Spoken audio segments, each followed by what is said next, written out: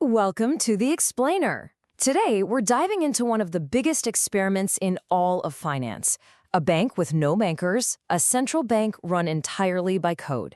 This is the story of MakerDAO. So how do you even begin to do that? To answer that, we've got to look at one of the oldest, most ambitious projects in crypto, MakerDAO. It's really this bold experiment to build a completely transparent and autonomous financial institution, all on the blockchain. You know, right from the get-go, MakerDAO was designed to solve two massive problems in the crypto world. First, you've got the insane price swings of assets like Bitcoin. And second, there's the risk of these centralized stablecoins, which, they rely on actual bank accounts that could just get shut down. MakerDAO's solution? It was pretty radical. Let's build our own decentralized central bank. So how does this bank actually print its own money? Well, the magic here is a process called over-collateralization. Here's how it works. A user locks up a crypto asset, let's say $150 worth of Ethereum, into a smart contract, a vault. The system then lets them generate, or mint, up to 100 DAI, which is its own stablecoin. And this is key. It means every single DAI is backed by at least $1.50 in assets, creating this crucial safety buffer if the market takes a dive. And just like the Fed, MakerDAO has these monetary policy levers to keep its currency pegged to the dollar. The stability fee? That's kind of like the main interest rate, controlling how expensive it is to create new DAI. And on the flip side, you have the DAI savings rate, which works like a high-yield savings account, giving people an incentive to hold on to their DAI. It's this constant balancing act, but it's managed by code and community votes, not a board of governors. But here's the real masterstroke for keeping that dollar peg stable, the Peg Stability Module, or PSM. Just think of it as the ultimate backstop. It lets anyone swap another stablecoin, like USDC, for DAI at a perfect one-to-one rate. So if DAI ever creeps above $1, traders can jump in, swap cheaper USDC for new DAI, and sell it for a quick profit, which immediately pushes the price right back down. It's a really powerful and honestly an elegant way to maintain that price anchor. Okay, so it acts like a central bank, but it's also a business, right? And the way MakerDAO actually makes money, well, that reveals this huge strategic pivot that has totally transformed the project. This is where it gets kind of nuts.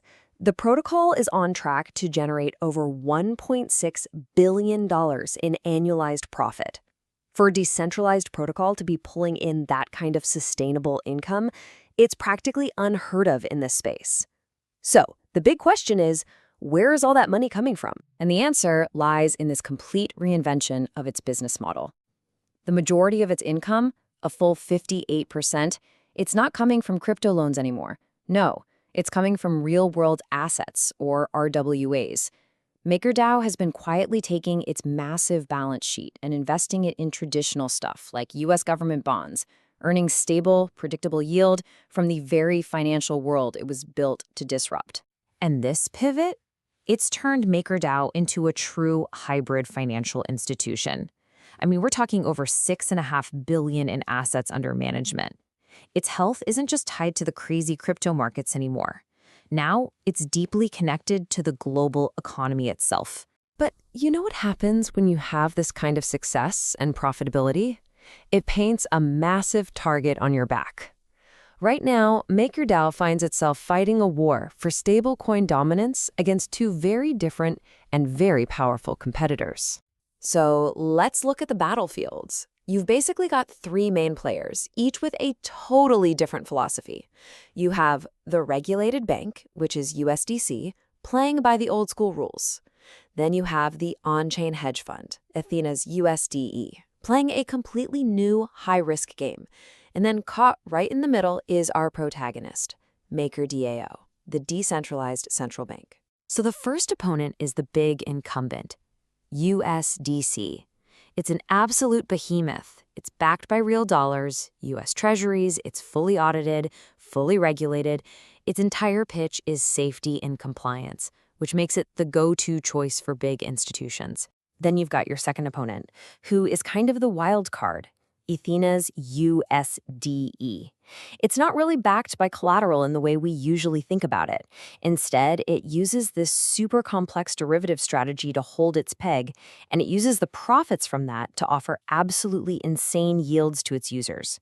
It's a high-risk, high-reward model, and it's attracting billions from investors who are chasing those big returns. So to fight this war on two totally different fronts, MakerDAO's founder kicked off this radical multi-year strategic overhaul. It's called the Endgame plan, and it's nothing short of a complete reinvention of the entire organization from the ground up. Yeah, Endgame is a full-blown revolution, and it's all designed to make MakerDAO more competitive. Phase 1 is a total rebrand, new tokens to try and drive growth. Phase 2 will break up this one big, slow-moving organization into smaller, specialized units called sub-DAOs. And the final phase? It's aiming for infinite scale by deploying its own dedicated blockchain. The whole point of all this is to become faster, more efficient, and way more resilient for the fight that's coming. But this new aggressive strategy, it's not without some serious controversy. See, to compete with those high yields from Ethena, MakerDAO actually voted to allocate a chunk of its own treasury into Ethena's risky strategy. That move totally spooked other major DeFi players like Aave. Their community called it a reckless minting policy, and they quickly moved to rely less on DAI because they were afraid that if something went wrong with Ethena, the risk could spread. And all of this brings us to the ultimate question.